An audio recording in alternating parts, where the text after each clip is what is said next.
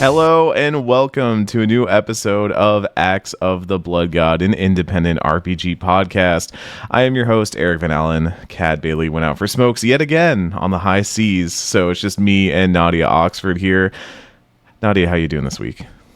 You ruined my joke. I was going to say that cat was stolen by the Jonkler. By the Jonkler. Look for her in the Jonkler Menage a Trois, whatever disaster is coming up next.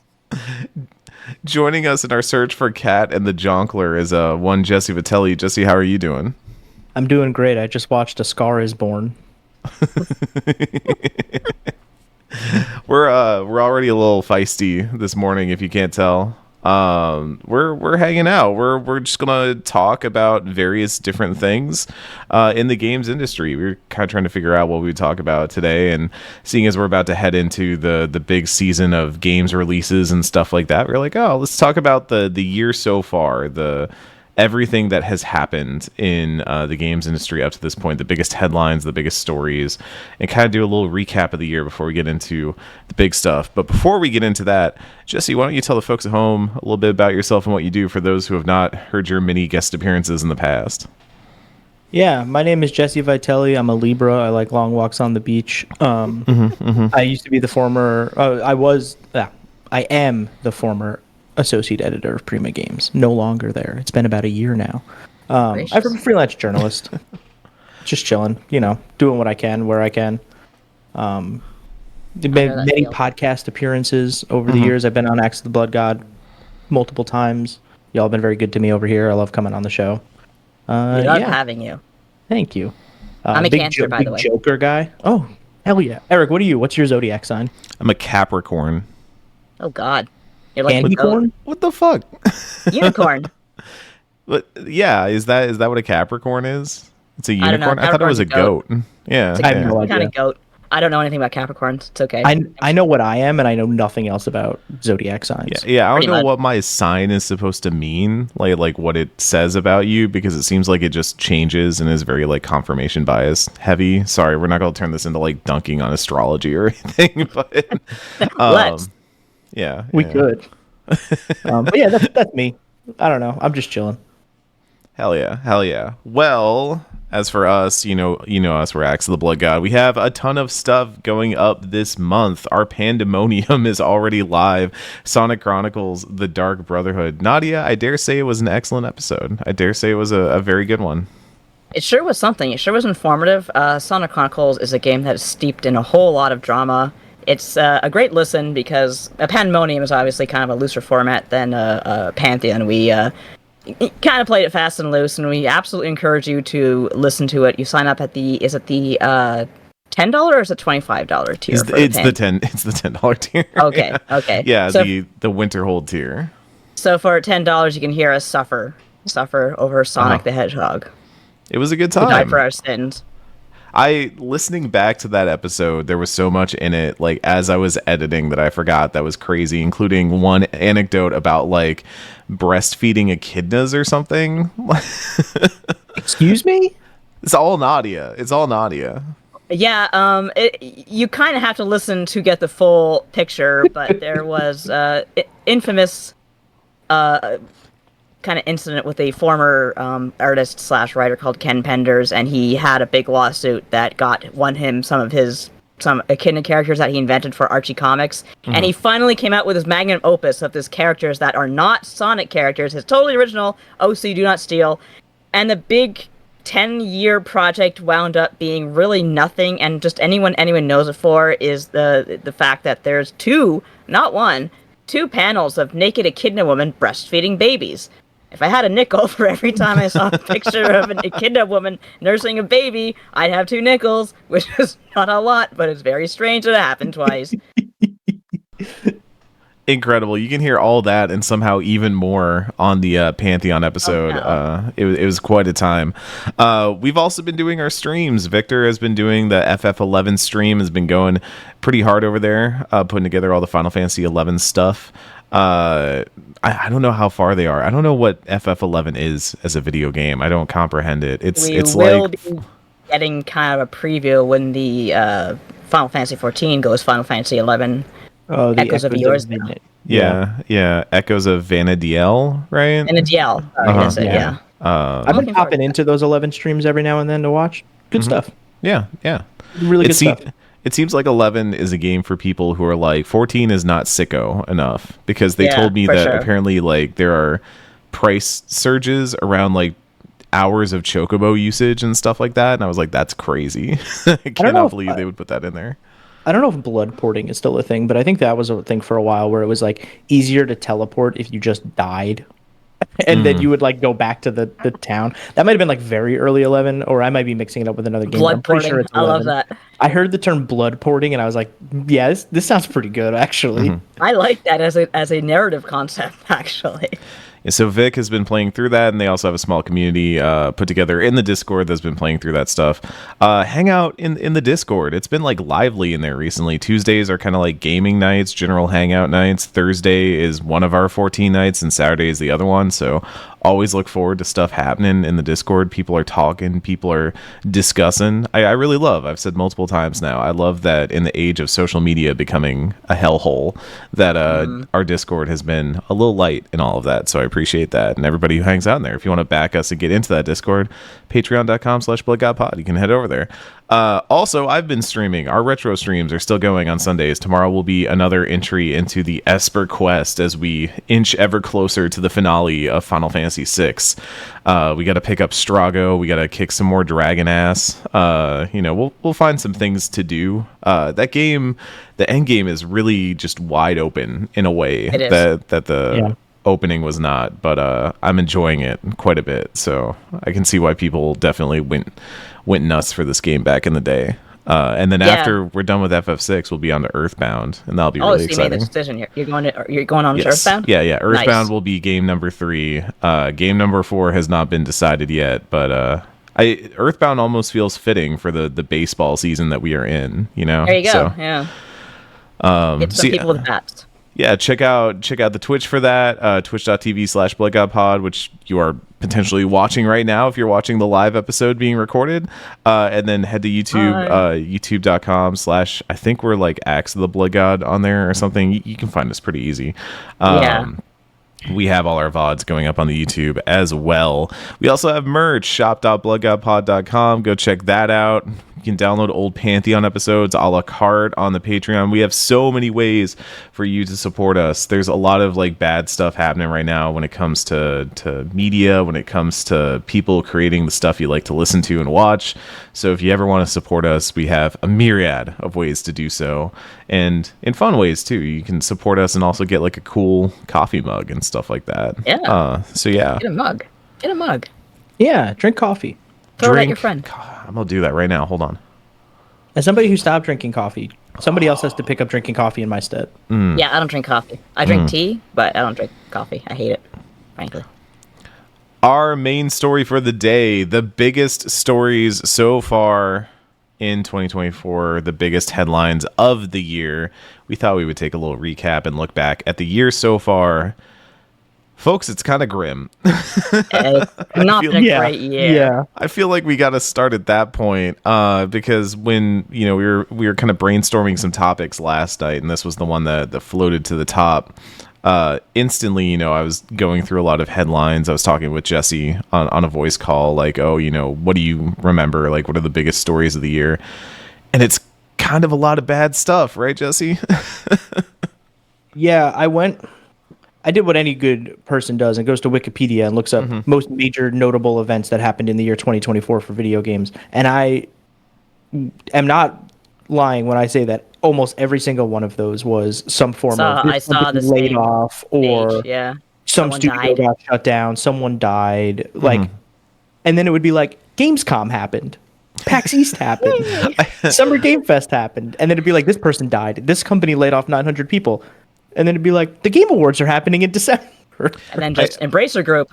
yeah. Whoever is running those Wikipedia pages specifically for like the every year in video games thus far is incredible, because all of them will always have like, these terrible things happen, these studio closures.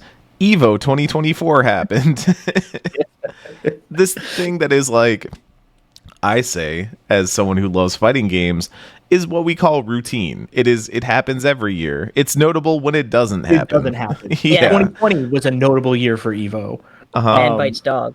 Yeah. But like, it's really, it's just like really funny to look at just like, because it's not even like, oh, something happened at Evo this year. They don't even mention like if something big happened. It just says it happened. And it's like, okay, but like, what's the notable part of that? Who won? And they don't mention Summer Game Fest. They don't mention like exactly. There's a thing that got announced that was like really cool. It's just it happened. And it's like, okay.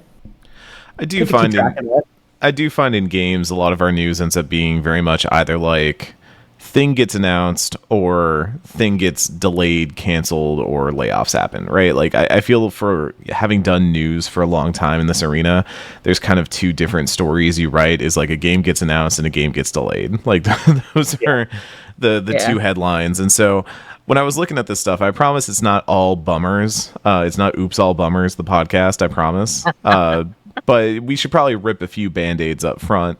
Number one, like we said, layoffs. Riot, Microsoft, Sony, EA, Embracer, Sega, Bungie, Unity, Twitch, Discord. That's only like the major notable ones. There's several others that were like Sumo Group was one that I completely forgotten about. Whether Just it so be many. Yeah, cuts into just about every aspect of the industry. I think Microsoft was maybe the most notable one because honestly, a lot of news that we have here and news over the last 2 years, 3 years has been very Microsoft centric because they have been the middle of the news. Look, they're just making a lot of waves. They're just making a lot of noise. They had the Eye of Sauron turn on them when they made that purchase. They really did. Where's our money? What the hell are you doing over there, Junior? Yeah, $68.7 billion. Everybody's got to go download Candy Crush. They got to get the Candy Crush dollars. That's how you got to save. That's how we save the game industry. Everyone download Candy Crush. Yeah, any of these like particularly strike y'all? I think one that surprised me, maybe, not to say that any of them are like, oh, I saw this coming, but I think it was some of the ones around like Twitch and Discord really did take me by surprise because those are ones that you feel like Discord, naturally we're using Discord right now. We're using Twitch right now. And it's surprising to see companies like that definitely thrived in the pandemic kind of fall off a little bit and hit those points in time where they're like, oh, we're going to start cutting employees, where they're not, surging and thriving and hiring. I think that was a little bit surprising for me and really kind of drove home that we are in an era of cuts, in an era of layoffs. Anything for y'all? If it doesn't stop by 2025, I don't know what I'm going to do with myself. Yeah. I feel like 2025 has to start being a year of some kind of recovery of something. If it doesn't, it's going to be very easy to kind of lose hope in the future. Yeah. It's also interesting is like you look at something like Discord, which almost everybody who's online is at least familiar with Discord. A lot of people use Discord, right? It's so widely spread. But like then you think about like how Discord monetizes itself. And you're like, a lot of people use Discord for free and don't ever spend a single dollar on it. So like I do wonder if like Nitro is actually like really beneficial to them and is doing the numbers they want it to do. Because I look at something like Discord and I'm like, why are you laying off people? Like where are you not getting your return? Right. Because they have like all this like game integration now where you can like play like pool or golf with your friends in a Discord call. And like some of those games, there's like a Farmville game that is literally just Farmville. And it is like incredibly monetized. It is like the old Facebook Farmville where it's asking you for like money every 2 seconds. And I'm like, that's what we wanted. Are people playing that? Like, is that making them money? I don't know. But I think Bungie was a big one for me.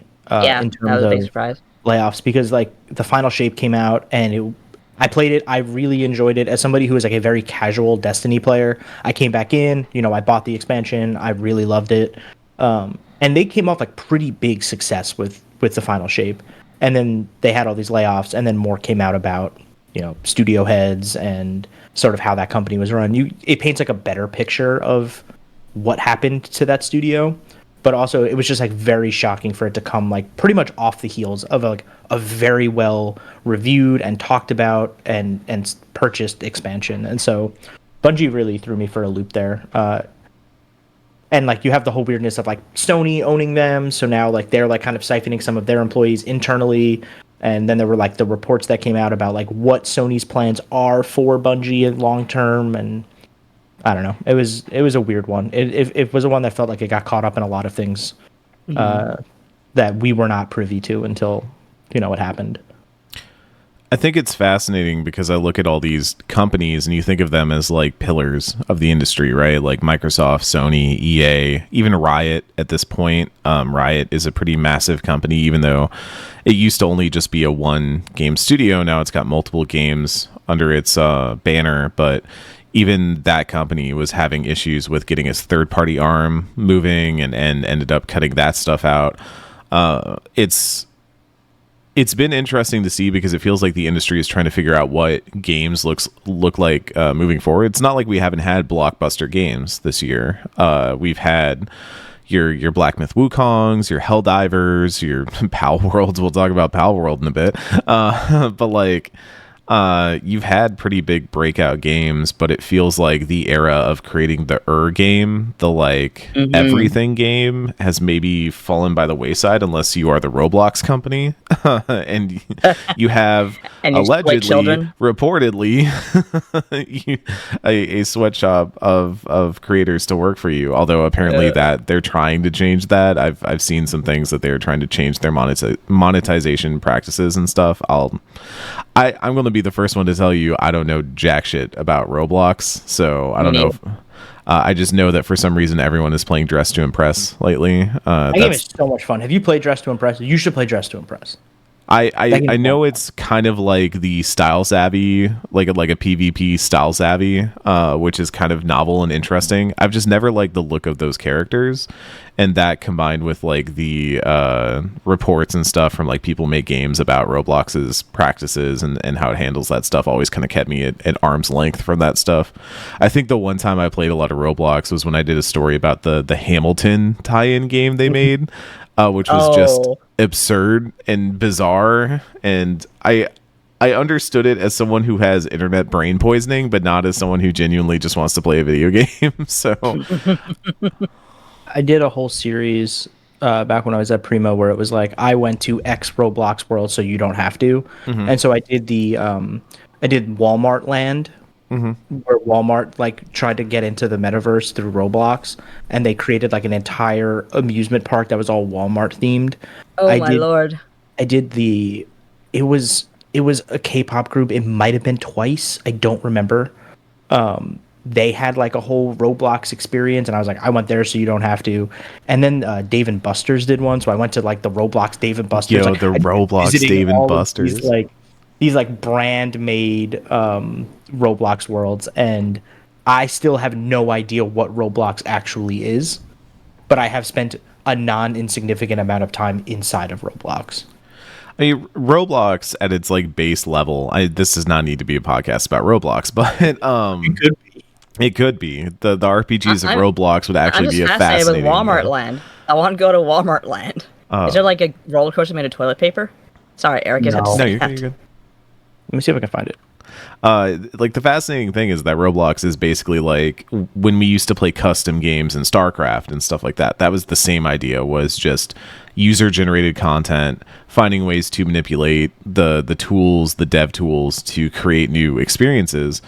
And that was something that used to be super popular back in the day. I feel I used to play a lot of now they call it UGC because everything needs to be an acronym and all that, but I used to play a lot of custom maps in like StarCraft, in Warcraft, in Unreal Tournament. Oh my god, I love UT 2004 custom maps, and it felt like it went by the wayside, and now it's back in just Roblox form. It's kind of crazy to look at. Does Walmart Land have greeters, by the way? Is that I feel like it has to have greeters. I did not see any. I have not seen a Walmart greeter since I was like when Walmart first came to Canada. You don't have greeters at your Walmart? I've never seen one. I don't go to Walmart all that often, but there are a few things I go to Walmart for. Same, and when I go in, there's always a greeter there. No, it's just I haven't been to a Walmart. in a while. So I don't know. This might be a regional thing then. Kid. Yeah.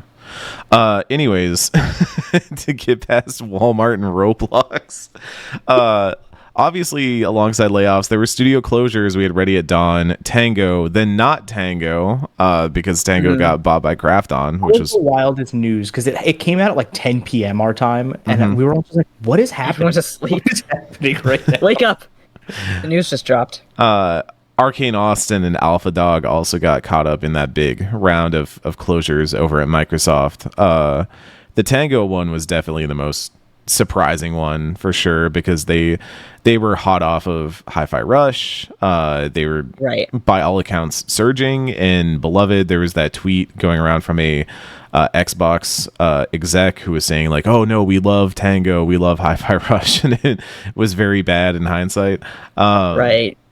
And then Krafton swooped in and was like, "Okay, if you don't want them, we'll take them." And so, by all accounts now, like, Tango is under Krafton, hopefully working on some sort of follow-up. I don't know if they've officially said that what they're working on is like a follow-up to Hi-Fi Rush, but one would have to hope or imagine that it would be.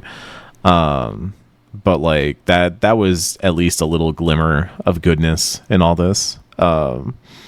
We also had death, a reality of life. Quite a bit of death.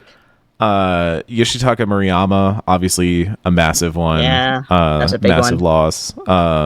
Mutsumi Inomata, artist behind a lot of the Tales series stuff. Andrew C. Greenberg, who worked on Wizardry, and then I think the one that immediately came to a lot of people's minds when we brought up this news or this idea for the pod was the death of Akira Toriyama. Who that's a big one. Yeah, it might sound surprising given that we've just talked about three people who had massive hands in the development of RPGs, and not to belittle anyone's contributions here, but it's like a lot of major creators, it was their time this year, and I think Akira Toriyama was the one that was felt the world over, no matter what walk of life you're in, no matter what media you follow or anything. Akira Toriyama has had some sort of influence on it, especially in the realm of RPGs. Yeah, for me, like, as someone who started with RPGs with Dragon Warrior, like, I knew his style long before I knew his name. And I still haven't gotten over the fact that we will just never see him design, another monster, another character. Like, you can say what you will about his human characters, but he was just, like, so good at designing monsters and machines and stuff like that. Like, I love his characters. Exactly. Like, they're so perfect. They're all squat. What more do you need? Yeah. It was one of those moments where it's like you see the news and you're like processing it as you're reading it, and you just like in that moment you don't understand like the cultural impact this is about to have. And then as it like you start to sit with it and think about it more and see like everyone else express their grief for this moment, you just like realize how many, not just lives, but like people who Akira Toriyama has inspired just coming out and being like, this is like devastating. This is the reason I am in this field in the first place, or why I created this thing. And it was like a really, really, really sad moment, but it was also very like heartwarming to just see the outpouring of support from every angle of games or just media at large, like come together to celebrate Akira Toriyama's life.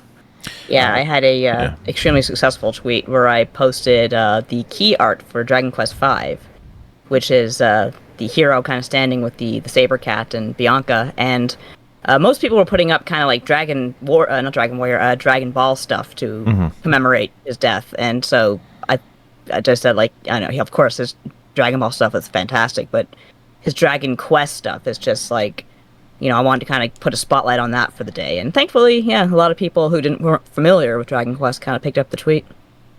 Yeah, even like coming off of having just played like Chrono Trigger and stuff like that, right? Yeah. Having experienced that for the first time and seeing those characters, that was like really impactful too. And then like to talk about some of the other ones, like Yoshitaka Murayama, like right before Aiden Chronicle launched, that was a heartbreaker. Like incredible creator behind Suikoden. Suikoden, like on the whole, like is kind of back. Like Aiden, we talked about it. It had its pitfalls and its issues, but like the HD versions of 1 and 2 are around the corner. I think there was some quote somewhere recently that was talking about like, oh, we'd love to do more if we could. It's like to see that, surging. I would hope at least you got to see some of that before all that happened. But yeah, just some really incredible creators that reminds you of time's passage. We're talking about breezy topics here on the Axe of the Blood Guy. We really are. Yeah, we're all on a treadmill. Let's talk about good stuff. Unionization, baby. Organization. Had going on. Had a lot of that this year. Activision, QA workers, and Blizzard employees. Just a lot of stuff under Microsoft. Microsoft having to make that like good faith deal in the process of picking up Activision Blizzard way back when is now kind of paying off in dividends in terms of workers being able to unionize and organize in their workplaces. So shout outs to that. That's really excellent to see, especially in a year where, like we just talked about, so many closures and layoffs. Unions don't always stop layoffs, but they give workers a lot more tools for the bargaining table. They give them a lot more power in collective action. This is my personal opinion, by the way. But no, it's pretty much true in my case too. Yeah. And also, like, historically, for me at least, like, unions have helped me in situations where I've been laid off, where like they assure protection. They get you things that help ease the burden of a layoff, whereas non-union places don't always offer that. So no, they don't offer crap. They lock you out. Yeah. So that's really excellent to see. But let's take it into a very lighthearted topic and have some fun. The IOC ended its partnership with Sega for Mario and Sonic, which is... They killed Mario and Sonic. It's over. It's dead, crazy. Finally. I forgot about this, and then I was looking at the Wikipedia list, and I was like, I forgot that happened. And it happened in the same year that the IOC announced it was doing this, like, esports World Cup, like Olympics tie-in and all that. They're trying that for the umpteenth time. It's probably going to work about as well as the last umpteenth times have worked. But to also include in there that like the Mario and Sonic franchise is dead is crazy, because I don't know about y'all. Yes. I don't know how much experience y'all have with those games. For some reason, growing up, we had several of those games in my household, and we played them at least a decent amount, and I found them pretty enjoyable. I thought they were a fun time. The Wii one, where you did all the Wii motions and stuff, and the rhythmic gymnastics, and the infamous meme videos of like Wario doing a dressage on a horse, is like, they were fever dreams of video games. Dumpy legs. Yeah. I didn't play them very much, but I know we have a couple, and I think, maybe my husband and or I were sent them for review because we were both writing about games around that time. I don't think I played it very much. Something kind of freaked me out about seeing like Eggman swimming and riding horses, and Wario, as I said, stumpy legs going, oh, I say something. My balls.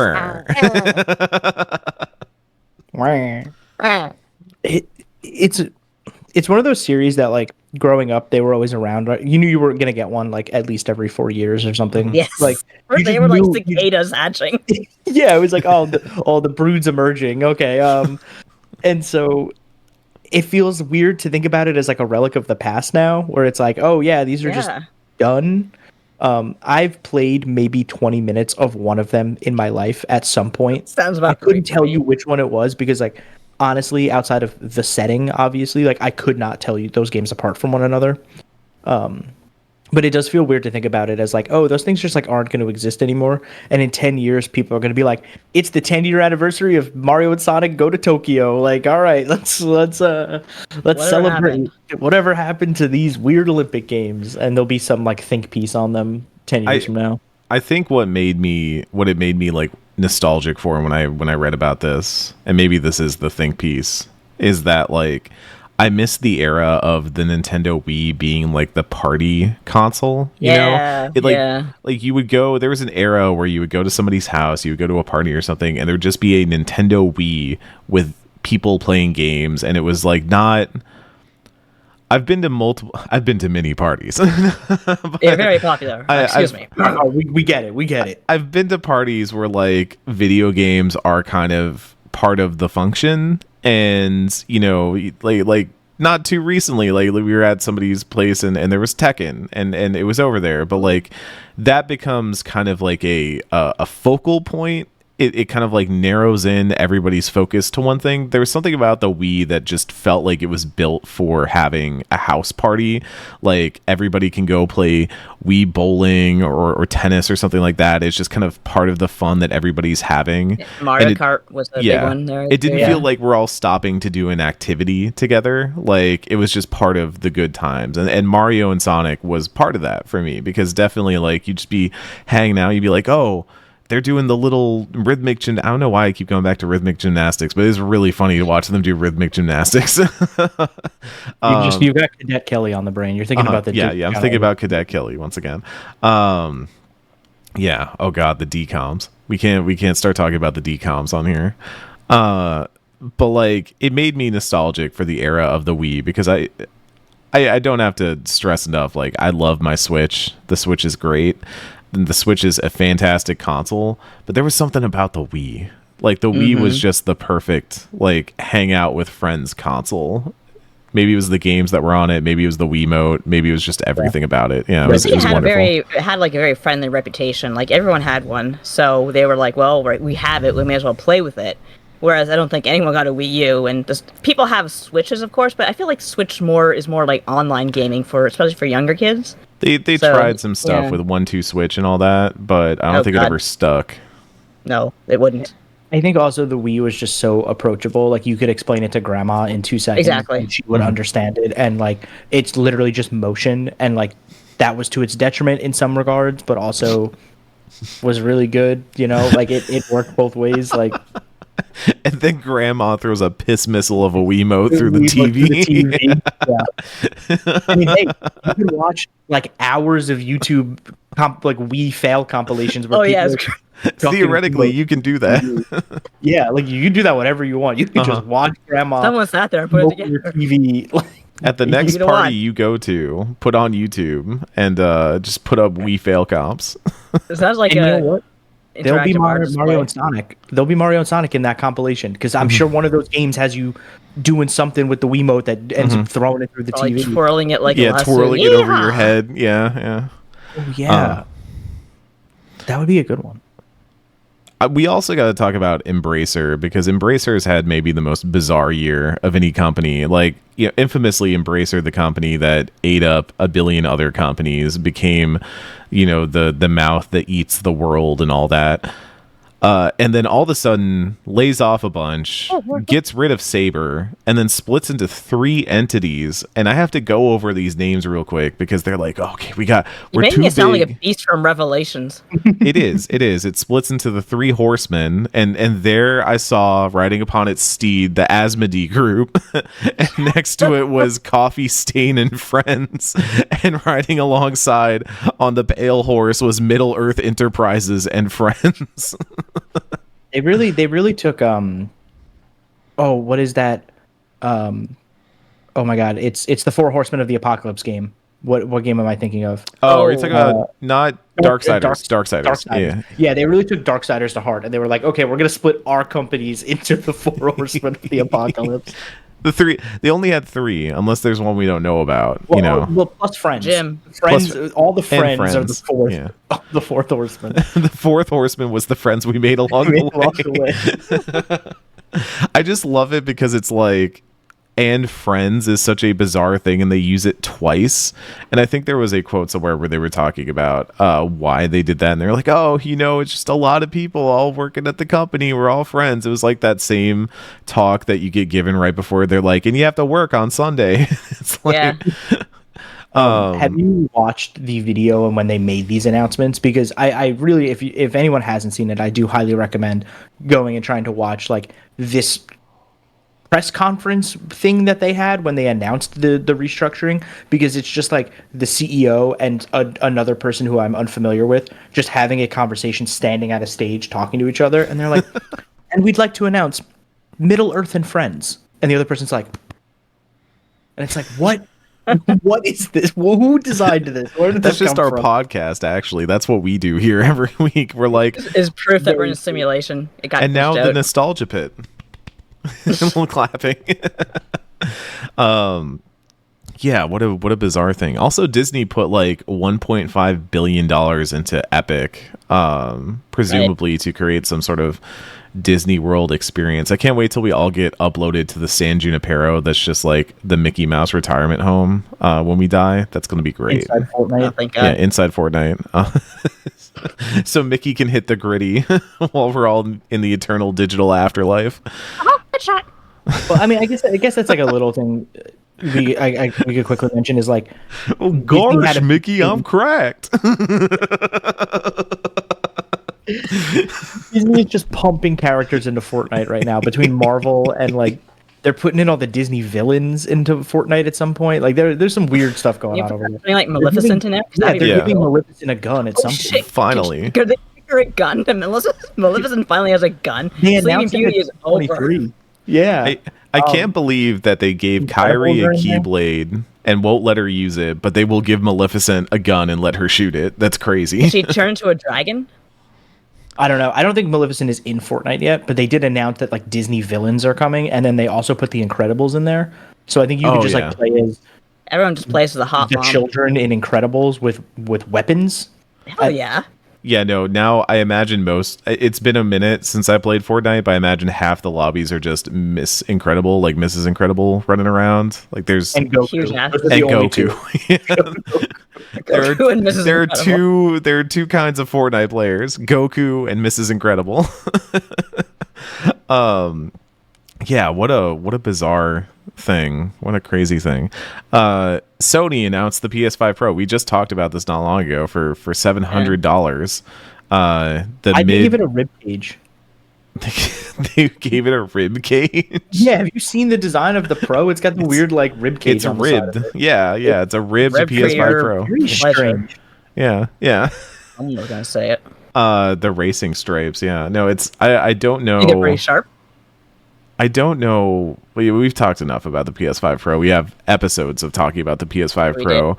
If you've bought a PS5 Pro, please write in to Axe the Blood God and tell us why. I would genuinely love to know. Yeah, 30th anniversary console. People really really wanted that one. Wasn't that one like even more expensive? I think it was bundled. I think that's why. Oh, more it was expensive. bundled. Okay, that's why. Yeah, bundled with what? The controller. I was gonna say with video games. They've got like No. 4. I think it was bundled with the PlayStation like 30th anniversary controller and like maybe the disc drive that doesn't come with the PS5 Pro.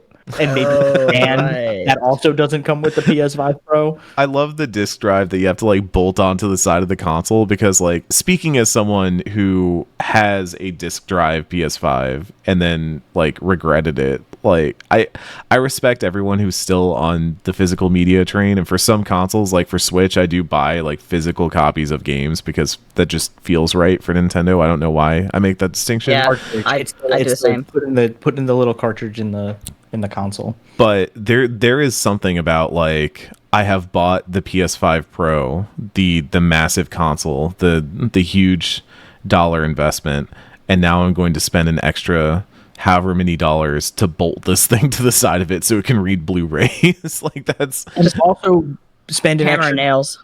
handful of dollars so you can make it stand up vertical. Oh right. yeah. The stand doesn't go. That That's the funniest. was my mind. I know that like the Slim I think also doesn't come with the stand. That was something that they like removed a while ago. But that is so funny to me. That is That is like hilarious. it makes 0 sense.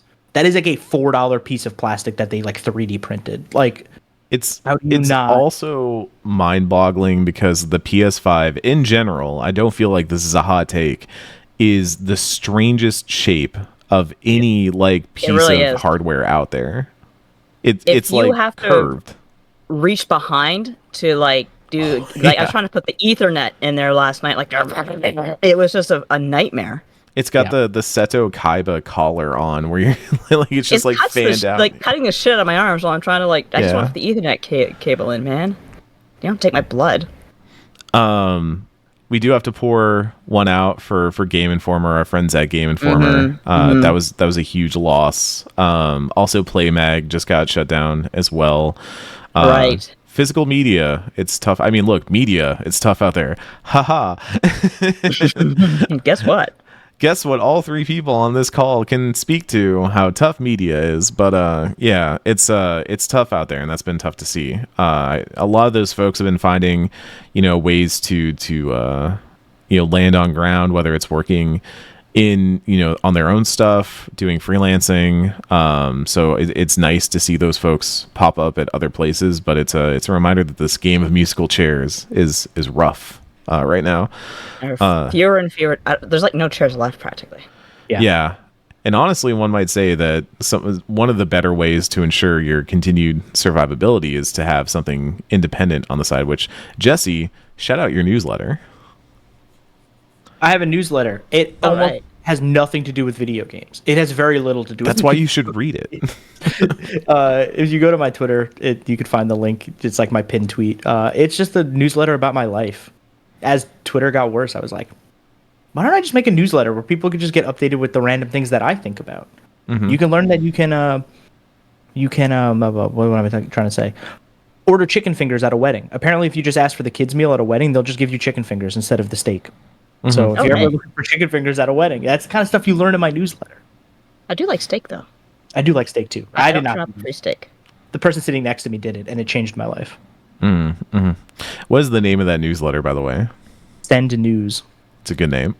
That's why I asked you to say it. Nintendo sues Pal World. Let's talk about it. Oh my gosh. It's bonkers. We all knew this would happen eventually.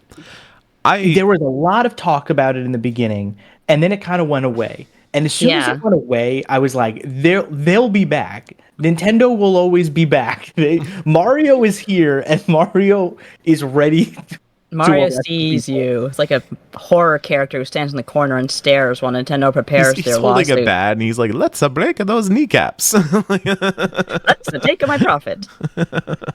Came for the milk of money. I've done 2 voices now on the pod. This is what happens when Kat is gone. Yeah, like, I honestly thought it was a 50-50 shot. And again, we have to say, like, we are not lawyers. So we can't really speak to that aspect of it. But when they went away, it was the idea of either they have decided to just let this one lie, or they're going to come back and it's going to be brutal for I thought they were going to leave it. I thought they were just like, oh, this is too insignificant for us to care. But if they came with a lawsuit now, it means actually probably from the very start they saw something. I don't know. I'm very curious to know more about the lawsuit, because Nintendo, you never know what they're going to go after and what they're going to leave alone. And Pal World, they were not going to leave alone. I think it's once you reach like a certain level of notoriety of being seen, it was kind of the Nintendo fan game thing of don't talk about it, because the second it starts to pick up traction, the second you get like headlines and people are sharing it on Reddit and stuff like that, that is the second that the C&D comes down. Yeah. You think kind of like Lovecraftian creatures. If you don't let yourself be scented or seen, they won't see you. But if you let yourself be scented or seen, they will come after you. Well, we've had a lot of discussion, and I remember this specifically at Summer Game Fest, the opening show that Jeff hosts, where it was like, oh, look at all these successes that are not AAA games, right? That are indie games to whatever degree, right? And like you see a lot of those games up there, and you see like Pal World always being featured in these big trailers for these big events and all this stuff. And now that it's out and it's playable, and it had this huge like boost at the beginning of the year when it like went into early access, like you're too big at that point to ignore. Mm-hmm. And like you're only getting bigger. Like there's constant updates to that game, and there's trailers all the time at these showcases for whatever the next thing for Pal World is, to the point where like it almost feels like even if Nintendo is like not actually interested in squashing this thing, it's like a message to be like, hey, we have to protect our IP at a certain point, and we have to protect like whatever trademarks we have filed for specific things. And if we don't enforce that, then like everyone else will think that they can just run wild with it. So that is like the unfortunate part of doing business, right? I've also heard that Pal World is extremely big in China. I don't know. What's that? I said that wouldn't surprise me. That yeah. So if they're making a lot of money overseas, then Nintendo just might be like, this really doesn't set a good precedent. So, bon voyage. Yeah.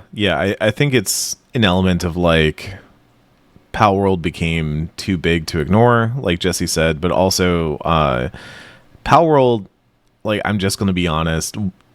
Did, as Radical Defect is saying in the chat right now, fly a little too close to the sun? Like, Yeah. the side-by-side comparisons were not super helping them with, the idea of, oh, this is, like, you're using those designs, you're using characters that look a lot like Pokemon characters, like a lot like Pokemon characters, Yeah. like very, very similar. And so that was almost why it was surprising to see that this was a patent lawsuit, and not hitting copyright issues or anything like that.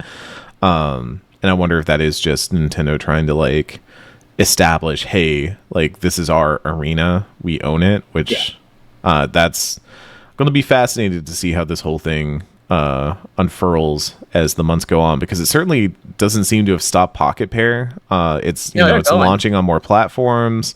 They still showed up at the State of Play and all that. So I'm really curious to see how this all unfolds. Whatever the specific patent is, I imagine if things get like dicey, they just change that one piece of the game. And if it is the monster catching, which is what people are, like, assuming it is, like catching monsters with spheres or whatever. Yeah, that's an easy enough change, right? Not to be like armchair game developer, but if that is literally the one thing that is holding this entire thing together, you just change that, right? That's what makes sense to me. You'd theoretically still have to, like, settle in some way, but of course. Yeah, I'd be curious to see what the ultimate outcome is. Concord launches, then unlaunches. This might actually be the strangest thing that happened this year. Yeah, I think this takes the cake for strangest thing that happened. Yes, because, like, I do think it's notable that people were talking about, like, this is crazy, and, like, it is crazy. Cyberpunk also kind of did this back when Cyberpunk launched on last gen systems, but Cyberpunk still went up for sale, still came back, is arguably all the way back now, has won back a lot of, like, favor. Cyberpunk was also playable, like, for people that like, this game is unplayable. Yeah, like it was taken off the store, but people could still, I think, access it if they had bought it already. And then obviously it came back for sale once it had been fixed, quote unquote. I don't really know how those last gen versions ever really, like, caught up. I don't know if they ever really did catch up. I don't think they did. I think they just got to a more tenable state, but honestly, like, Cyberpunk was a next gen game, should have just been a next gen game, my personal opinion. On PC it ran pretty okay. But Concord was a bizarre situation where this was not, game is broken, game is busted. This was just, it launched and it didn't seem to do enough. And Sony also did not want to wait and see. And I think that is the crazier part to me, is that we've had a number of games come out in the last couple of years that, maybe they launch, they have an exciting weekend or two, they maybe do a couple updates down the line, and then they get quietly taken offline later. Some companies have actually done better about this. I really want to shout out Exoprimal, which, they kind of ramped down that stuff, but left it online in a way that would allow anybody who picks that game up to go back and actually experience it and do the things in that game. And I think that's really cool. But Concord, just done. Just they were like 2 weeks in, numbers aren't good enough, take it behind the shed. And that's crazy. We were all thinking, okay, well, they're going to make this, maybe take it offline for a bit, make it free to play, retool it, bring it back. And no, they just, like, took Guardians of the Galaxy at home behind the shed and drowned it. There were those images going around of, like, reviewers getting the notification that, like, it was, like, removed from their library. They were like, oh, like, your review copy is, like, no longer part of your library. And, like, that's part of the business of being delisted, right? Digital age. But it was just such a strange, because, like, the blog post came out and was like, maybe this comes back. We're thinking about it. We'll see. And I'm reading that like, this game's never coming back. This is the end of that. And then you had, but it did lead to, like, a lot of, like, really interesting stories. Like, I think I will think about this for the rest of the year. the story of all the players trying to race to get level 100 to get the platinum trophy, and it means that they all booted up a specific mode and just jumped off the edge of the map over and over and over again. Wow. And so everyone was just playing that game and just jumping off the map, not even actually engaging in the final days of That's Concord, hilarious. but instead just racing to get the platinum trophy. Like, things. Yeah, it's like the final days in 14 before Realm Reborn, where it's just the world is ending except it's everybody jumping off the map in Concord, with Dalamud hanging overhead. We should do more things like Matrix Online, where when they're shutting down, or you get like a unique thing going on. Like, they should have done that for Concord. They didn't have enough time, but they should have done it. The shutdown of the Matrix Online is still like a legend. That and like the end of original FF14 are like incredible MMO moments. Just something else. Kind of chilling to watch for sure. Yeah. Something I kind of wish some MMOs would do. I feel like Fortnite was doing this for a while too, where they would have those big in-game events where something would happen after a countdown clock. I feel like I haven't seen as many of those recently. No, I haven't done a bunch. But for a while they were pretty consistent about doing some, and some of them, like the big reboot and all that, were pretty fantastic. But for Concord, I mean, is this the nail in the coffin for the era of everyone? And we talked earlier about, everyone's trying to make the game, and now the game doesn't really exist anymore. You can't make a new Fortnite. You can't even really make a new Destiny. Even Destiny is struggling to keep what Destiny is alive, and I feel like you have some success stories. Warframe is doing very, very well by all accounts, and things like that. But is this kind of the nail in the coffin for live service? Are companies finally going to back off this? They're going to be a lot more careful about it, but I don't know. Is there anything like kind of waiting in the wings in terms of live service games? I feel like everything's Marvel Rivals. Even Rivals feels like a slightly small. I know that sounds weird to say, but it feels like maybe not smaller scale, but like a safer, sure bet. It's like it's not new IP. I think that's going to be the difference here, as I think live service moving forward is going to be more calculated, and you're probably going to see more live service games in existing IP that have a built-in fan base, as opposed to, because that was Concord's uphill battle, and that was like the thing that Overwatch did incredibly well. And even something like an Apex Legends is like selling your characters and your world and your gameplay at the same time and getting everybody. Concord did not. Concord had that like really long, like 6-minute cinematic when it was announced, and nobody quite knew what it was. And I think I even said out loud at one point, I was like, this is going to be a hero shooter, right? Like, this is what we're gearing up towards. And then you see the abilities in the cinematic and you're like, oh yeah, this is a hero shooter. Okay. So by the time you get to the actual gameplay, you're kind of already tuned out a little bit to everything. And so I think it's a very hard uphill battle for new IP in existing live service genres, where if you have something like a Marvel Rivals or whatever comes down the line, is like you have this existing IP already that people are already attached to, will already show up for just because they love the character or they love the world, and then you sell them on the live service stuff after that. Right. And it was already uphill too, because Concord was a game that you had to buy into, right? Like, it wasn't something that you could explicitly just like try or free to play or whatever. It was like you had to buy into Concord to play it. And there are other games, like I said, that kind of got left on life support for a while. I think Foam Stars is one that comes to mind for me. Is like it came out. It just went free to play. Like, I got a message. Went free to play, but it came out and was like just kind of around, and I don't feel like it garnered huge numbers, but it was still just kind of alive, and it seemed like Square Enix was pretty content to just let it continue to live and do whatever it did for however long. But the fact that Sony just like yanked the cord on this so fast, really just surprising. I mean, maybe they just decided that there was nothing to do, that it was just never going to recuperate the way they wanted it to, or maybe this was Sony saying like, oh, we don't want to juggle all these live service games after all. It's not worth. Maybe they memory hold it. Yeah. That's crazy.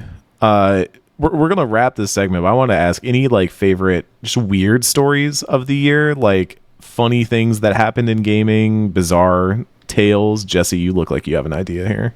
Peter Molyneux's return. Oh my God, what is with that guy? He goes like comes out of nowhere. like it's a totally normal thing that he's back. I was here the whole time. You just didn't smell me. Somehow Peter Molyneux returned. Wild thing that happened. Like, I don't even care about the game. I don't care. Like, He's making like a that Peter Molyneux ass game, yeah. That moment was so just. I think everyone collectively just went, "What? Who let you out? Why are you here?" It made me like realize where has Peter Molyneux been? Like he has been gone for a little while after like Curiosity and all that stuff. Where you tap cubes to unlock bigger cubes. I played that, man. I played the shit out of that stupid cube game. People writing swear words in the cubes. It was great. Tap tap tap F. Tap tap tap U. Tap tap tap. Look how clever I am. I think one of my personal favorites is the general beat of Deadlock this year. And granted, it's a MOBA, so that's part of why I care. But it has been the strangest game launch to watch gradually roll out over the course of months, as it was like the worst kept secret for a long time. I got an invite to Deadlock before I was going on a trip somewhere. I forgot which travel it was this year, but I literally got an invite to Deadlock before I left, and I was like Googling, and I was like, did I just get sent like a virus? Did somebody just because all it was like, you have been invited to Deadlock, and I'm like, what is this?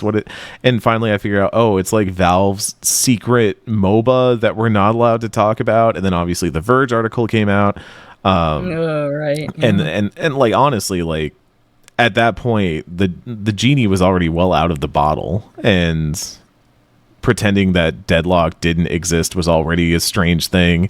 So Valve comes out and they're like, oh shucks, you got us, Deadlock is real, it's a thing we're working on. And they put up a store page that doesn't follow their own guidelines for a store page. That's Valve. And finally, like the most recent one was like they implemented an anti-cheat system where you get turned into a frog if you get caught cheating mid-game and all that. It's been a bizarre game to watch unfold, and I think that's been really fun to follow throughout the year. Nadia, what about you? That come in and then just go away. Like they'll add something to the game for like a week and then they'll like take it away, and they're like, actually, we don't like that. Like just constant changing of that. It reminds me of again early Dota, and it makes sense because some of the devs working on it are apparently former Dota devs. But like the way that they're just like, hey, we added chains that you can use to climb buildings now. Like the last patch that added the frog thing also just put a hero in there, and they were like, we added a new hero, try it out, I guess. I don't know.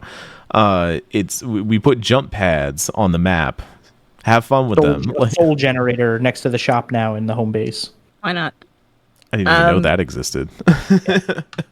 For me, it's like, okay, you know that Simpsons bit where Mo is being sold as a bachelor, and he kind of goes striding through the choices areas, and he doesn't even stop with the other contestants. He just goes from one end to the other and goes to the loser's pit. Anyway, that was like level 5 trying to come back. Like they're like, hey, we're all here. Let's kind of go over there now. Level 5's rough year, yeah. Level 5 came out with like a billion games and then like delayed all of them. For multiple years. Yes. Yeah. Deca Police is now like a 26 game, right? Yeah. Yeah. And I have heard from someone who played the new Layton that it's really good, but for one thing, Keiji Inafune is exiled there, and nobody in the Mega Man community knows what's going on with that man. He's just kind of like a goblin in the back of the cave going. So he is being protected by level 5. Nobody knows what that's about. But I'm looking forward to whatever the hell they come out with. Like Fantasy Life 2, hello? Yeah. I'm ready whenever you are. Yeah, is that still coming this year, or has that been delayed out of the year? That's gotta have been delayed by now. Hold on, I'm gonna check this real quick, because that was one that I was looking forward to. Fantasy Life. Yeah, I like the original quite a bit. Girl Who Steals Time. Isn't that indefinitely delayed? Wasn't that the... Oh, Christ, probably. Okay, it was supposed to come out this month. Like next week, yeah. Yeah. Okay, Fantasy Life I has been delayed. No new release date has been announced. Yeah. Yeah, okay. Great. Delayed into next year. Fantastic. Yeah, and the weird thing was, like, some of those games, like at least Deca Police, if I recall right, was playable at last year's Tokyo Game Show. Mm-hmm. Like, people went hands-on with it. and so apparently had strange. good things to say. And now that game is in 2026. All of which is to say, you know, we're going to say the thing again. Switch 2, like that, I feel like we've all been It could sitting be. here. Yeah, Yeah. we've all been sitting here like, making a new when Switch 2? Yeah, Level 5 is making the Switch 2. That's crazy. Excited to You heard it confirm here on You Axel heard it here Blagami. first. Oh. Cat's going to come back and be like, what the fuck happened? We're having our credibility.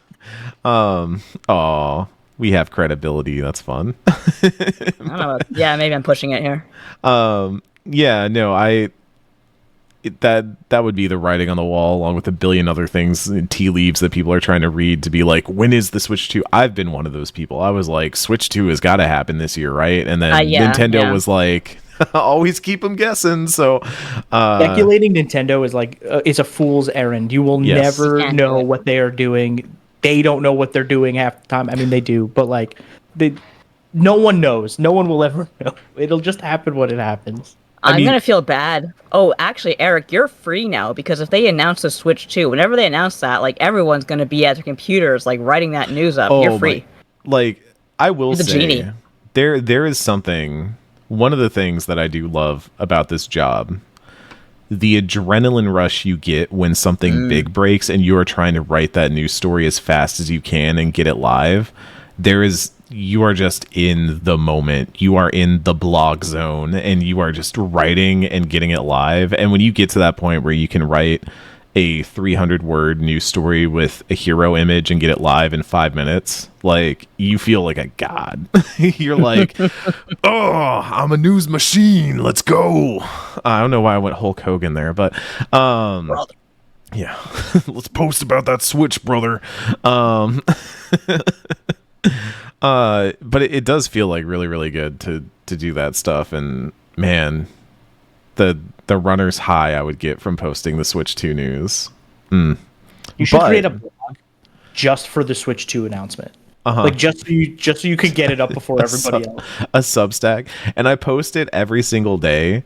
And I just like delete the previous day's post if it didn't actually get announced. So then when it does happen, I look super right, and history can never judge me for it. So like, yeah. What a perfect plan. Perfect. I figured it all out. One other story I just wanted to shout out real quick. Tim Walls being a secret Dreamcast aficionado. Oh, right. And then getting modded into a Crazy Taxi. What a good time. What a fun time. Video games are good sometimes. Yeah. It can be. We might have the world's first gamer VP. That would be incredible. Now we're talking. I think Canada has a gamer prime minister. I think Trudeau might game. I'm not sure. I could see it. How many presidents do you think were gamers? George Washington, number one. He played Atari. That's how history. I know my American history really well. George Washington loved UFO 50. He loved Yar's Revenge. I just love the idea of like a president being like playing the Nintendo Switch in the White House. Like he's on like an important call and he's like, I'm trying to build these beds and climb up. I can't pause a Souls game. I know that the world is going to war, but I am in the middle of fighting Melania. Yeah, that's this year in headlines. Kind of a dour year, but you know, we get through it. And hopefully next year is better. I mean, everything got delayed out of this year, so next year has to be better in some way. 2025 can't be worse, right? Don't say it. Surely it can't get worse. If you have any favorite news stories of the year, please send them in, submit them, talk about them in the Discord.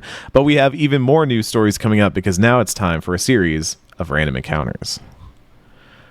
Larian says Baldur's Gate 3 console mods are smashing records, 1.7 million downloaded in 24 hours. And how many of them are just risque sexy mods? Probably a good deal of them. Anything to do with Asterion, just him naked. Yeah, the horniest players ever. Please, it's not even nude mods. You can already make characters naked in the game. That's nothing. They're gonna add all the sexy outfits and then turn like mind flayers into bunnies and shit like that. It's crazy in there. Ubisoft and Tencent are reportedly considering a buyout to take the former private. This next one's weird, and it's going to be longer than your normal random encounter because there's a lot of context. Dragon Quest creator Yuji Horii is asking people to not, quote, arbitrarily extract parts of comments for the purpose of reinforcing the legitimacy of your own opinion, end quote, after an interview clip from TGS about the DQ3 remake made the rounds. He was talking about some of the changes that DQ3 has had to make over the years. Somehow wound up being part of the culture war and ended up on Elon Musk was tweeting about it. Nothing makes sense anymore in the year 2024. But Yuji Horii was out there being like, there were allegations that there was a mistranslation, that things were taken out of context. It was all messy. So it was pretty bad. Yeah. And here's the God's honest. I have deleted Twitter from my phone. I just can't stand it anymore. I can't stand every game turning into this. But all the bots are gone now, Nadia, and the community notes will keep us honest. I mean, I'm not deleting my account or anything like that. Like, it'll be open, and God knows, who knows, maybe like it'll be kind of like a radioactive wasteland. Maybe life will bloom there again, but for now, it's just like I'm out. I'm on Blue Sky. Honestly, that's healthy. That's a good thing. That is healthy. I am the cowboy riding the bomb down from Dr. Strangelove. Like I have to be on Twitter for the last night of Twitter. I know that in my heart of hearts. I must be a true poster and be on there. Jesse has experienced like the depths of my brain toxicity. It's bad in there. The night that the Olivia Nuzzi RFK Jr. stuff came out, I was just going full goblin, full gremlin mode on that stuff. I was posting through it. From Software announces a salary increase of 12%. Yay, good news. Yeah, good More good news, Mario and Rabbids director joins Red Dead Redemption lead designer in launching a new studio day for night. I hope this somehow leads to a Cowboy Rabbids game. That would be incredible. You know, just Cowboy Rabbids tactics. Rowdy Rabbids. God damn it, Rabbids. Mm-hmm. Perfect. Hire me. In more I don't know about this news. Avatar: The Last Airbender is getting a AAA action RPG from Paramount Game Studios and Saber Interactive. That could go either way. To Avatar: The Last Airbender. Yeah, Avatar historically has not had fantastic video game adaptations, so we'll see how this one goes. Masahiro Sakurai is hanging up his content creator hat and will bring his game design series to a close later this month. Honestly, like, I love this Sakurai. Yeah, I love that Sakurai was like, I'm just going to be a content creator now, and then made, like, honestly, one of the best, like, series on game design that you will ever find. I highly recommend you sit down and watch them if you are at all interested in hearing Sakurai talk about design. They're incredible YouTube videos. Switch emulator Ryujinx seemingly pulled offline. Nintendo. Don't mess with them. I mean, yeah, that's I'm generally like pro emulation, but isn't that a little bit too soon? Like, kind of what did you expect Nintendo to do about that? I don't know. It just seems like poking the bear. At least wait till Switch 2 is out. Yeah, I historically have been pro emulate. It's a good thing to be pro emulation. It's also important to make the distinction between emulation and ROMs and emulation and piracy. They are two different topics.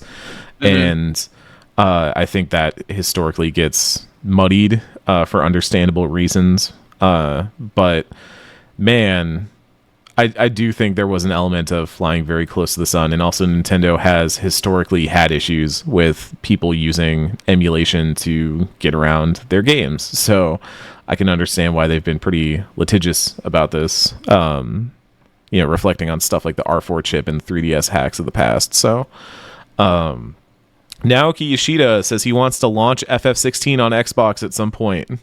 That'd be great. Sure, yeah. Go for it. And Sea of Stars got a free content update adding local co-op and a revamped prologue, which actually makes me want to go back and try that game again. I'd like to get through that at some point. Yeah. I played a little bit of it, and my roommate played all of it, and I walked out one day while he was in the living room playing it, and he just goes, "This game is so long. This game never ends." I didn't think it was that long. It didn't take me long. It was like 20 hours, 30 hours maybe. To be clear, my roommate is not like an RPG Oh, person. okay, And I think yeah. that they got Game Pass, and so they just play whatever they can find. And I don't think they realized what they like stumbled into. And so it was very funny when they were like, I haven't played this game for like 30 hours. It's not over. And I'm like, hell yeah, brother. Welcome to RPGs. I also think there's a distinct difference between this game takes a long time to beat and this game is long. Like, it feels long. It feels arduous. So yeah. But now we're going to roll into the tavern, kick our feet up, talk about what we've been playing. And Nadia, why don't you lead us off with Zelda? Yeah, I am not done. I've actually only done 2 dungeons. I'm on the 3rd now.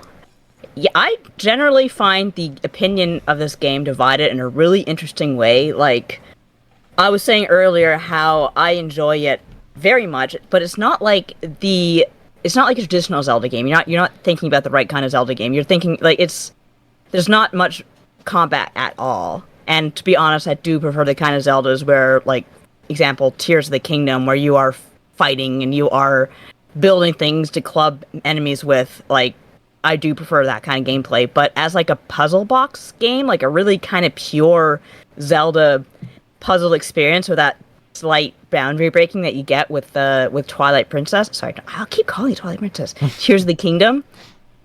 It's like, for example, I saw someone who didn't like the game to say like, oh, it might have even been you, Eric. Oh, I just spawn a rock and I throw it at the enemy and, I'm done. And I don't really play it like that. I play more like, oh, what monster do I have that's going to work against this monster? Like, I love the crows, for example. Like, the crows will steal rupees from enemies and like send them scattering and stuff like that, and they're great for aerial attacks. And of course, I have a big ass shark that I use for the water. If I want to make steps, I have like a water kind of block now that I can spawn. And I actually went to the water, quote unquote, water palace to do that first and get that block before I came back to the Gerudo area and solved a puzzle that to move the story forward with those blocks. Like, you are left to your own devices quite a bit. There are, of course, huge problems. Some people have brought up the inventory, which is terrible. I don't know what the deal is with why Nintendo would design it like that, but also, I have to admit, like, I was making the comparison earlier to Animal Crossing, like, that slight resistance, something about it compels me, and I don't know what it is, because I'm not even someone who's very patient with Animal Crossing, but it's like, it wants to hurt me, and I'm like, okay, well, I'll go for it. The performance sucks, I'll say that much, but generally I'm enjoying it a lot. Like, the more I play it, and the more monsters I get to screw around with, and the more things I get to like build and try out. I don't know, like, I just keep going back to it and having a good time when I do play it. I think you're the first person I've ever heard describe Animal Crossing as having like friction and like pushing back on you. That's interesting. But I've played a little bit of Zelda. I am like in the first dungeon, like ending the first dungeon right now, so very, very early. But I think one of my immediate takeaways was, number one, I'm glad that this is what Grezzo is working on, and ultimately we did find out, historically Nintendo always weirdly cagey about who is working on their games and all that, but this is a Grezzo thing, and if you couldn't tell by the art design. But I do like that, I notoriously was not a huge fan of the Link's Awakening remake, and this is at least more interesting to me. I get to see like what they're thinking, like what they're doing in a way that is not just like kind of trying to remake one of my personal favorite games of all time.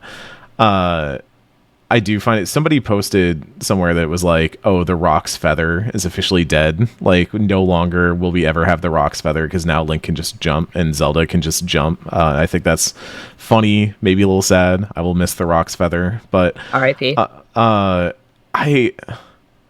have a few thoughts about this. Number one, I don't love the combat, mostly because it feels like I'm just spawning an enemy and trying to get them to do the things I want them to do, like spawning a moblin and being like, please throw your spear. Please throw your spear at the Keese that is charging us. The moblins are very slow. Do you not have a self-preservation instinct? Like, please. And I've found that historically, I like some of the ways that people have been killing enemies with fun ideas. Like, there's one where people are just drowning enemies. Like, they just drag them into the water blocks, and that's funny. A little horrifying, but funny. That is actually really horrifying. Yeah, what a way to go. You see, oh, it's the princess. But I think the thing I keep coming back to is it wants to be a Zelda game, and it also wants to not be a Zelda game. And I find it is kind of tugging at its own identity a little bit, because a lot of the stuff you do, the dungeons, the overworld, is very Zelda, is very like, The Legend of Zelda, to be clear. But playing as Zelda feels very different. You have like a different tool set. You're kind of operating within different bounds. It's sometimes more of a puzzle game where you're just trying to figure out, how do I stack these items together? How do I get past this thing? And I think when it's doing those puzzles very well, it's a very fascinating and interesting game. And then when it starts giving you Zelda things to do, like, oh, you're trapped in a room with these enemies and you got to take them all out, I'm like, it's not really working for me. It feels like a slower and more deliberate version of just playing a Zelda game where I don't have a sword. And then they even give you like, oh, here's your super meter that you can hit to just turn this into a Legend of Zelda game where you play as Link. And that almost felt like the developers going like, well, we do have to let you swing a sword and hold a shield at some point, so here you go. And that almost, like, I kind of wish they had just gone fully into it and really leaned into what the idea was behind Zelda being a different character, Zelda having different abilities, Zelda approaching the world in a different way, because they do go out of their way to say like, hey, Link, he's in the bad zone. He's in the bad place. He's in timeout. Yeah, He's in timeout. Link's in timeout. naughty. Half the world is in timeout, and you've got to go repair all of it. And I think a game that leaned more into the puzzle aspects, that leaned more into one of my favorite parts of Link's Awakening is the animal village that you have, that you can kind of build up over time. And I don't know, maybe this does pop up in Echoes and I haven't gotten there yet, but I was hoping that there would be some ideas like that in there, because that would make sense for a game about like getting blocks and putting them down, almost like a Dragon Quest Builders type thing, where maybe you use your powers to help rebuild some villages Zelda and stuff. Builder. Yeah, and I was like, there's so much space here to work in, and it feels like half the like 1 foot is still in like, well, we gotta have dungeons. Like, it always sticks with me when you walk into a room and the door shuts behind you and there are enemies. And it's like, and that's the Link's Awakening music, but that's what I hear in my head. But like, the very like Link approach to things, and I really just wanted to see more of the Zelda approach to things. So I understand why people like this. I think people like the aspects of it that I like. I wish there was more of it. I wish it was like more confident in what it was trying to put forward, I guess. Yeah. Nadia, how do you find like the look of the world? Because I actually, like I've said before about the Link's Awakening remake, I wasn't wild about the change of aesthetic, but I think it really works for Echoes of Wisdom, and that is one thing I'll say is like, it looks great. Yeah, it doesn't look great, it doesn't run great, but it looks great. I always kind of like that little gumdrop house aesthetic. What I really appreciate about this one also is that you have the two Zora species, which I think for the first time, like, they've been together, where you have the Sea Zoras, which look like the Ocarina of Time Zoras, and the River Zoras, who are the assholes who spit at you in the early games. So the way they're designed is actually very cute. Like, you have a lot of really fun personal touches. The characters have a lot of character, to kind of be redundant there. Mm-hmm. Yeah, I also see your point of view, but I also like the fact that, okay, Zelda's in this locked room.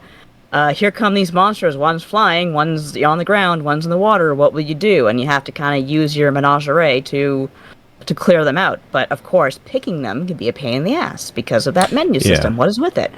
Yeah, I ultimately think my takeaway is just that, like, if I wish you didn't have the turn into Link bar. Like, I've heard that from a few people. I wish the focus was just more on like, okay, you're maybe even if the focus was you're in a Link scenario, but how do you beat it as Zelda?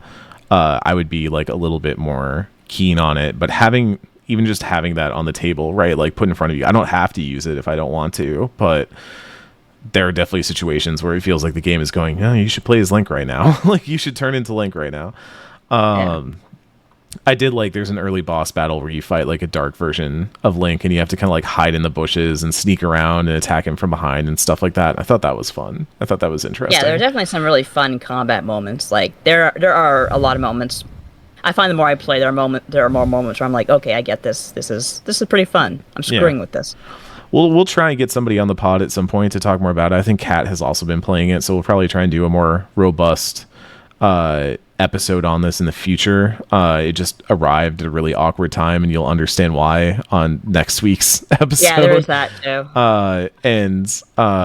We'll be able to share a little bit more then. But like, it is one that I don't know if I want to roll credits on it. I definitely want to play more of it, though. I want to like really get in there and see like everything this game is trying to do. Because it's interesting. I probably sound more down on it than I really am. I'm not like, oh, I don't like this game. I'm just like, it's good, but it's not everything I was hoping for. Yeah. Jesse, what have you been playing? Well, a lot of stuff I can't talk about. Yeah. But also, Yay. something I've been playing that you've been watching me play a little bit of is Trading Card Game Shop Simulator. Oh my god, really? That game is crazy. They made that. Yeah, and it's actually really good. It's an early access, so it's a little janky and like not all the features are in there yet. But it is literally what it sounds like. You run a trading card game shop, and you start out with like a very small inventory of packs of legally distinct Pokemon cards. Tetramon, I think it was called. Tetramon is what it is called. Cloak. And it's really fun because I think it captures the fun of trading cards, not just the playing aspect of it, which you cannot play the game yet, but it is on the roadmap of things they want to add to it. Mm-hmm. But like, you get a bunch of packs of cards and then you can open them, and each card's got a number value on it. So if you want to sell your inventory of packs, you can do that, or you can take a couple and crack them open and see what you get. And maybe you get a full art that's worth like $100. And then you could buy like card displays to put them out. So every day you simulate like people coming into the shop and walking around your shop and picking things up, and then you got to play cashier and you got to give out change. And it sounds very mundane, and it is very mundane, but there's something very fun about just buying better packs of cards that have rarer monsters in them that are worth more money. And then you have like people that'll walk in that have like green stink clouds above them because they're smelly, and then you can buy deodorizers and just spray them with like deodorant. It's a very funny game. It's very mundane. It is very much a simulator. But I really do enjoy just the act of like cracking a pack of digital cards and then being like, this one's worth a lot of money. I'm gonna put it in my shop for $100, and then you're gonna buy it. And so yeah, it's cool.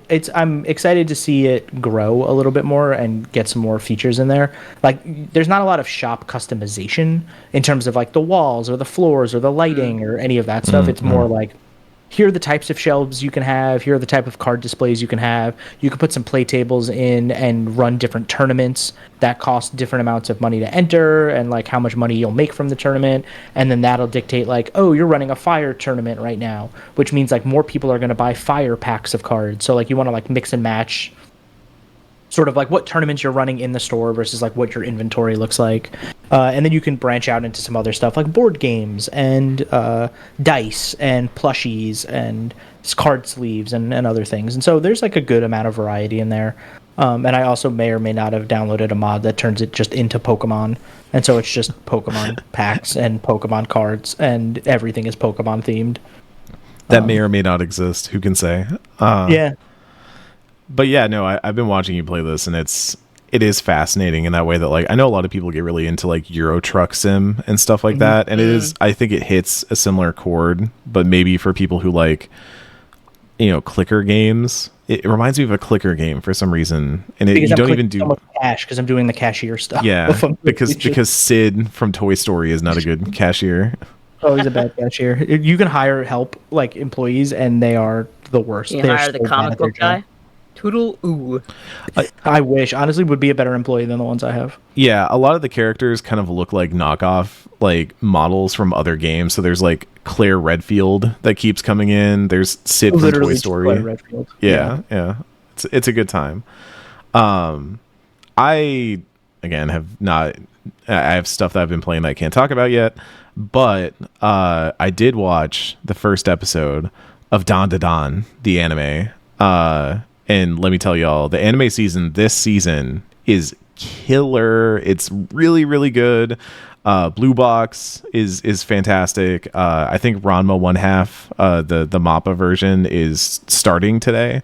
There's many other series that are really, really good, or continuing series that are excellent. But let me tell y'all, just go watch Dan Da Dan episode 1. It is being simul-dubbed, so if you don't like subs, you can just go watch the dub. It's a very good dub up front too.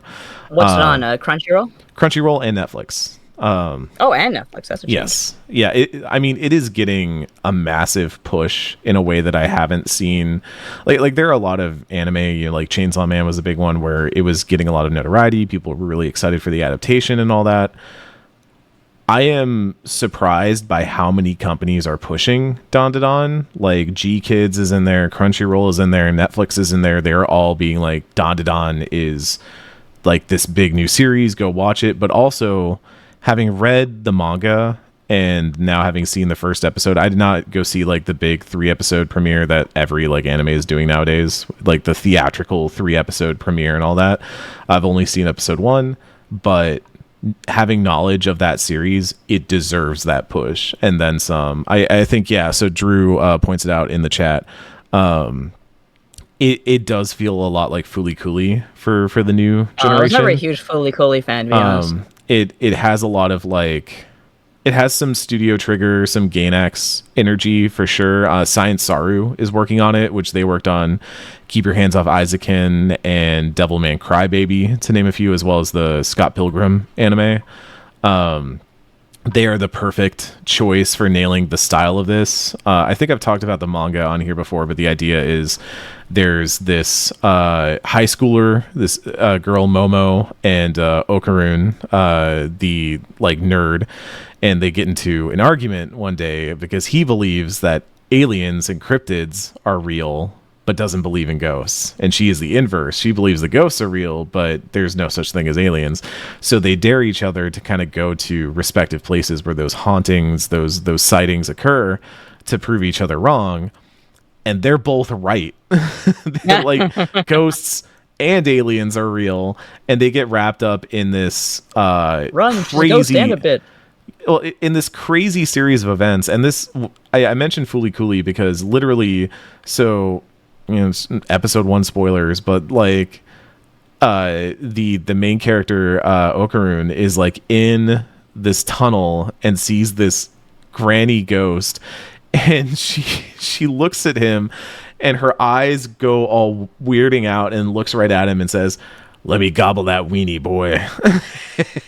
and he like freaks out and starts running and is like screaming on the phone because he's on a voice call with Momo, who's like at the alien sighting place. She's like, "What's going on?" And he's like, "There's a lewd old grandma in this tunnel." And it's like goofy, it's funny, it's filled with action, there's a lot of heart in it. I will say, like, mild content warning for the first episode. There is like some depictions of attempted assault that have kind of always been the weird speed bump in the road for Dan Da Dan. I will tell you that the anime tries to handle it with a little bit of care and a little bit of like balancing both comedy and like the gravity of the situation, but also focusing it more on Momo's character and how it happens. And also, like, that is kind of the infamous single speed bump that happens in a series that otherwise like never really runs into that again. Never really like broaches that specific topic again. So if your concern is like, oh, is this how the series is always going to be, it's like a one-off. Apparently the Wiener Woman is voiced by Rita Repulsa from Power Rangers, according to the Men. Hell yeah. The Mensch Dynasty. And the aliens also say stuff like, "Give me your banana," and stuff like that. Why do they want everyone's penis? What's going on here? There is literally, I don't want to get too deep into the plot of like season 1 and stuff, but like literally the power of as the aliens call them, the banana organs, is like an actual plot point that makes a ton of sense within the universe and is also like extremely funny every time they use it. It is just it really it reminds me of Fooly Cooly because it is like it's stylish, it's over the top, it's silly, but it's also got so much heart, and it is about these like characters kind of dealing with their personal internal struggles of who they are, and you know, very coming of age, very you know, high school, like there's obviously like love and romance and stuff like that in there too. It is just when you look at kind of, there are a lot of shonen series, like big shonen series that are wrapping right now. JJK just ended. My Hero Academia just ended. Yeah, that finished.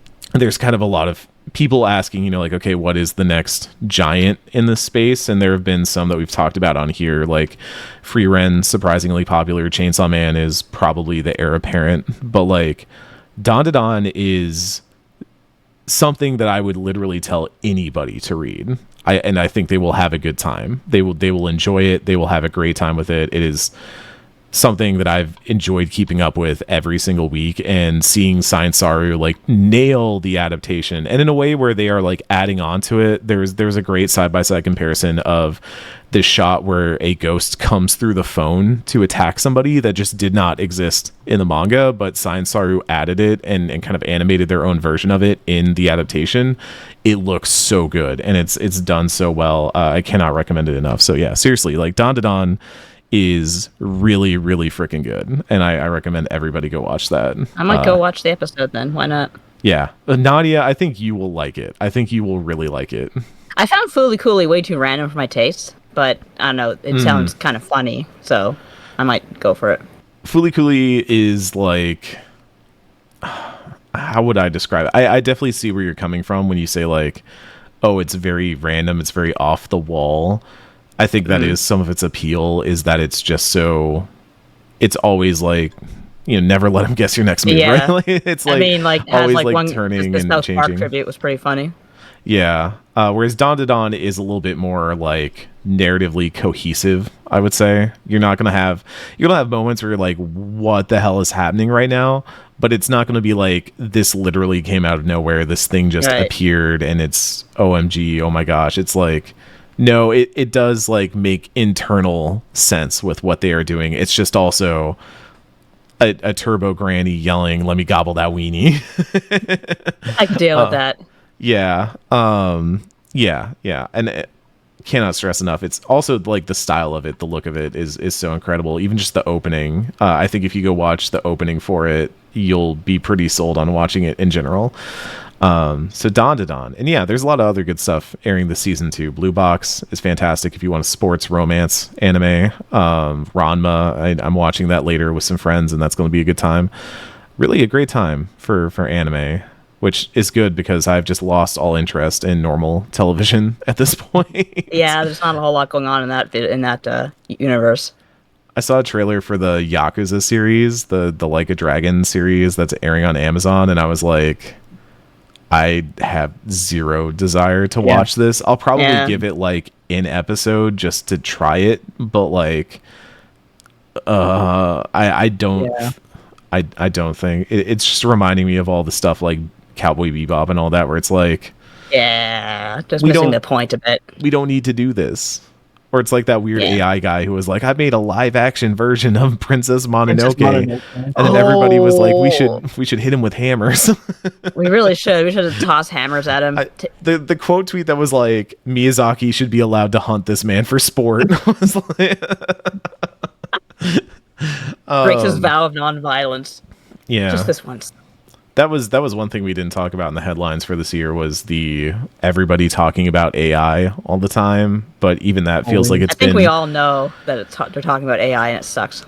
Yeah, but it's been subsiding, and a lot of like reports have been coming out about like the AI companies are like, oh no, there might not be as much money in AI as we thought there was going to be. We fired all our writers. What do we do now? Yeah.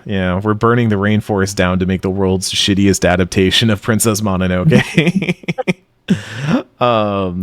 But that's not gonna do it, because Nadia, you gotta take us home. Yeah, I have a slightly cursed story because it's beginning of the school year, and it always kind of makes me nostalgic for the time that if you're in the Toronto school system, you might be familiar with Elmer the Safety Elephant, who is still a figure. Huh? Now, Elmer the Safety yeah, okay, let me explain this. As you might imagine, when you have a school or schools in the city, like, kids get hit by cars a lot, so there was a character invented, I think by the Toronto police, called Elmer the Safety Elephant, and he was just a goddamn elephant, stood on two legs, looked a lot like Dumbo, Do Not Steal, and if your school was safe, like a cop would come into the school and talk to you about why you shouldn't run into the road, because we were by a major road at that time, this was elementary school, and he said, like, here's a flag, it's the Elmer the Safety Elephant flag, which is still on several schools, and as long as your school is accident-free, which our school was, apparently, you get to keep the flag. If there's an accident, the flag has to come down. That very same fucking day that we put up the flag, this little goblin of a child, Jamie, I think his name was, he decided that was the day that he was going to prove to the world that just because he was the size of a dormouse, he was tough. So he climbed up to the top. You know how, like, baseball okay, fields have the... I need to briefly pause just to understand the rules of what we were doing here. So there is a flag with an elephant on it that you get to proudly fly in front of your school as long as no child has been harmed so far in the school year. Yes. Okay. And this was pretty early in the year. So this kid... so baseball complex? Basically, we had like a very big field in my school because we had a ravine. It backed onto a ravine, and we did have like a big like baseball diamond. And you know how the diamonds have like those big cages behind them so that like the balls don't like whack parents in the face or whatever. Anyway, this kid climbed to the top of the stupid fucking fence, jumped off to impress some girls, shattered his arm. And I was there when it happened, and my god, the scream. I've never heard a scream like that, and I don't think I ever want to in my life ever again. And the teachers come running by, and of course they're like, "Oh, go play, nothing to see here, bitch. I just saw someone fall off just saw someone destroy their arm, telling me to go play." Someone quietly taking down the elephant flag in the background. That's what we had to get the ambulance over, and it was a big spiel, and we were all so mad because like we're in grade 2 or 3, I don't know what it was, and we're like, "Oh, we're gonna lose the flag, man. We're gonna lose the Elmer flag." We didn't lose it, I think, because the kid fell off the fence, and not because he got smashed by a car. My brother's friend had someone who got run over by a car, like his foot was destroyed. So it happens. That's why the elephant was needed. That's why the elephant is still needed to this day in Toronto. Wait, so the flag is specifically for vehicular incidents? Apparently, that's just my guess because we kept ours, or maybe the cops were just like, you know what, we're not going to do this to you kids. Traffic issues were so prevalent at schools in your area that they needed to invent an elephant and a flag system to try and convince, like to incentivize kids to not run into traffic. Yeah. And this character goes back to my father's time. These like kids love getting hit by cars. He sees Elmer and he's like, "Oh, I remember Elmer." Yeah, so like it's just he's a generational mascot for not getting smashed by cars because Toronto has a lot of cars, has a lot of traffic, has a lot of transit. We also had someone come in once and tell us why we shouldn't play on subway tracks. That was really, that was very informative. That one makes sense to me a little bit more, I guess. Like still, your self-preservation instinct should be enough to get you through that. But like, was it Saints Row that had that mini game where you did insurance fraud by running into cars? Yes. Is that just Canada? Yeah. I mean, that's just kids. Like, when I think about my elementary school, like, you had the back area, which was very big. It had a lot of places to play, but the front area also had, like, a big yard, but it went onto a semi-major road. Right? I've seen some really good wrecks on that road. I'll tell you about it sometime. But what I used to do is I used to take, like, my apple, and I'd throw it on the road just in time for a car to run it over, but I wouldn't run out into the road. That's just stupid. Nadia, you're amazing because you're the only person who can sell that. Like, I saw some great accents there. I'll tell you about them sometime. Over a beer, I'll tell you about the crazy accidents I've seen. So yeah, that's why we have an elephant mascot watching over the children of Toronto. It sounds like the baseball diamond is more dangerous than the crosswalk. Right? We also had a ravine, so we had a lot of incidents where, like, we'd have animals come into the schoolyard, and they would. Yeah. But that the teacher would just be like, leave them alone, they won't bother you. The real warning was for the geese. they would say, "Don't go Geese near are the nasty. geese. Geese They are will messed up. They will Yeah. break your arms." It's But like everything else was geese and like moose. Moose. Moosei. mooses. Can't say I had a Moose. problem with moose in New York. Can't say that was One came surprisingly close to civilization in Toronto. Pacific Mall, which is mentioned in Scott Pilgrim, is where they got Trasha, the drummer. They found her in Pacific Mall, and there was a moose there once, just minding its own business. And those are Ice Age megafauna that never had the courtesy to die, as someone once put it on Tumblr. I have not seen a moose in the flesh, so to speak, but my brother's friend hit one in Calgary, and moose was fine. Car was not. When they walk by you, when I see like the videos of them just walking by, like they don't care. They know they're the biggest motherfuckers on the planet. And the only natural predator of the moose, other than humans, is the orca, because they will dive into lakes to get. There's like water weeds that they actually subsist on, especially in the wintertime, and sometimes orca will prey on moose.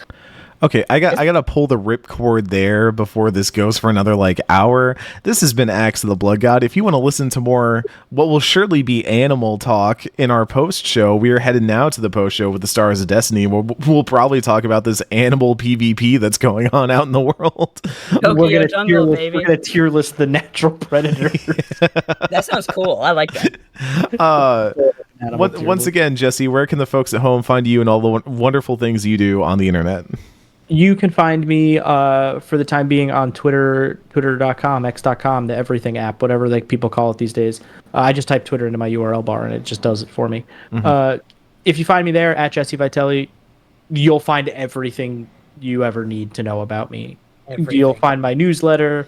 You'll find stray thoughts that I have every now and then. You'll find links to my work. You can find whatever you need. As always, Nadia is at Nadia Oxford. Cat, who is not here today, she's off fighting the Jonkler or whatever, is at _catbot. I forgot about the Jonkler. And I am at Bring it CRucy. home. You can follow all of us at Blood God Pod and maybe at the Jonkler if we get that tag before someone else gets it. For Jesse, for Nadia, for myself, thank you so much, and we'll catch you next time on Axe of the Blood God.